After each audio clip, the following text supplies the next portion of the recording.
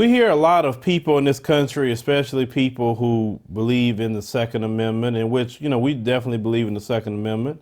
That's something that we should never let go in this country. But you hear people say, well, if a guy had a gun, he could stop a crime.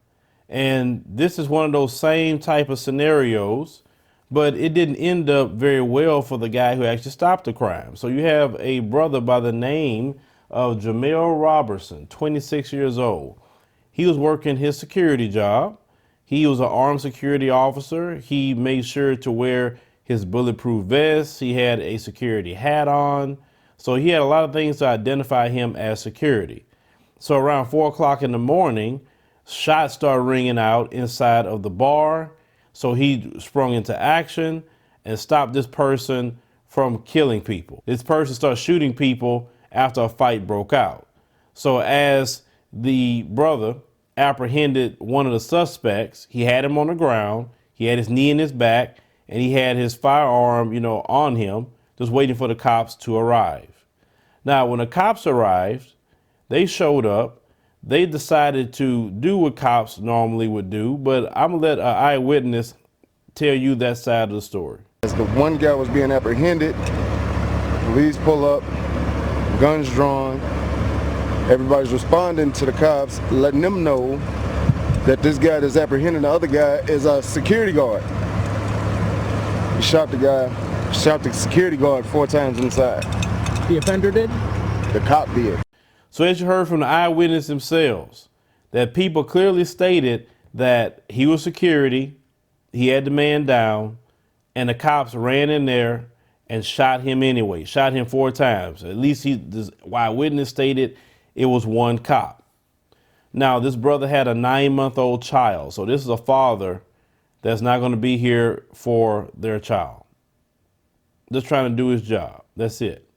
Trying to stop a suspect, which is what you would want him to do. Now, we see many times when it comes to law enforcement in this country, it's still a Jim Crow law system here in this country. And if you don't see the Jim Crow law, but it's unwritten, okay? See, when Jim Crow was written, and it was a written law that blacks couldn't do this and blacks couldn't do that, but whites can do this, whites can do that. It was written down, it was posted everywhere. Now, when they say they supposedly got rid of Jim Crow, it's not a written law anymore. You don't see signs anymore. They may allow you to do a few things you couldn't do in Jim Crow, like go to certain restaurants or, maybe you can move in certain neighborhoods.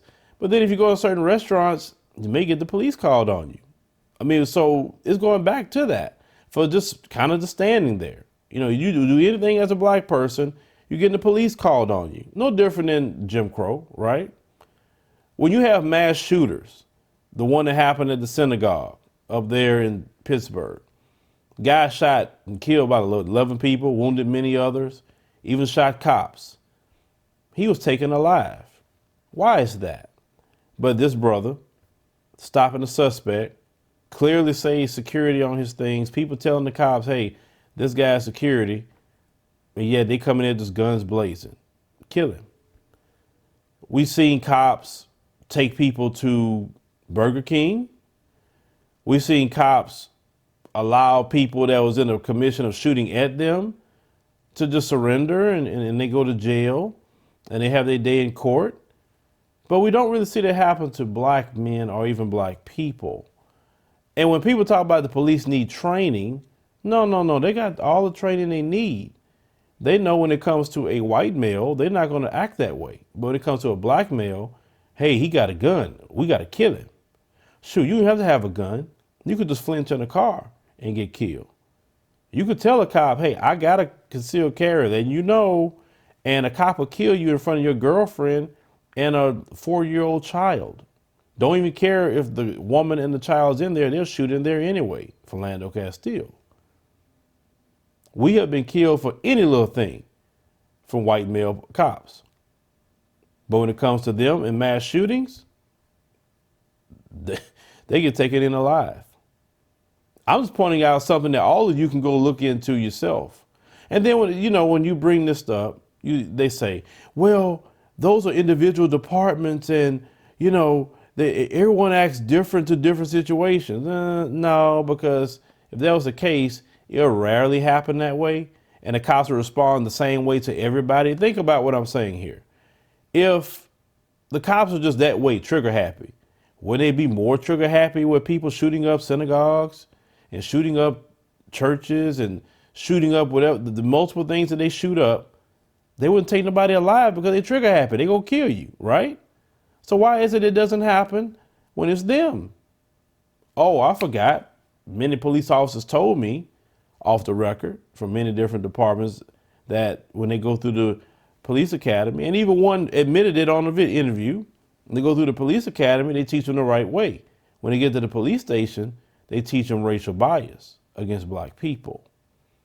See, this is what we constantly have to deal with. We got to deal with cops who have a racial bias, and you see a black man with a gun, doesn't matter if he's legally armed or working security or whatever, you know, we got to shoot to kill him.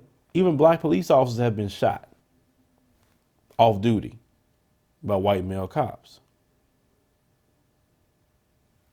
We have to deal with white supremacists. Then white supremacists get that same job as well. We never have a day off as black folks in America. Oh, but you know, when you bring this up, you know, because they play this reverse psychology and try to play deflection tactics, you know, this is what they're gonna do. Oh, well, you know, you discussing this, and they know they can't refute what you're saying. You're the racist.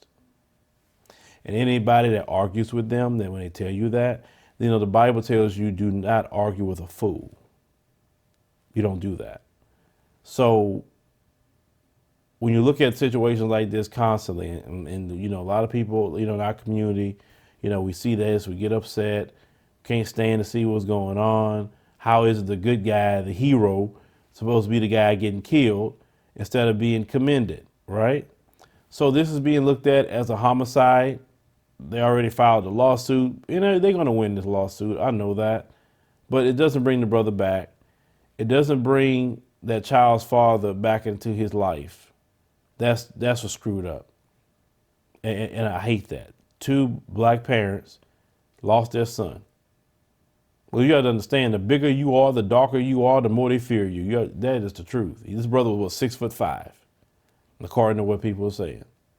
So 6'5" black man, like I say, darker skinned brother. Oh yeah, they scared as hell of you. I mean, it's real. It's just sickening. You know, like I said, doing these stories at times, I just like, when can it be a day that black folks could be just left alone? That's it. And most black people just want to be left alone like everybody else, but it just don't happen that way. Even when you do right in this country, you can be killed. This is why I tell all black folks, don't get brand new. Don't think you done made it. Don't think you better than each other. No, hell no. As long as you're living in this system, any day, it could be any one of us.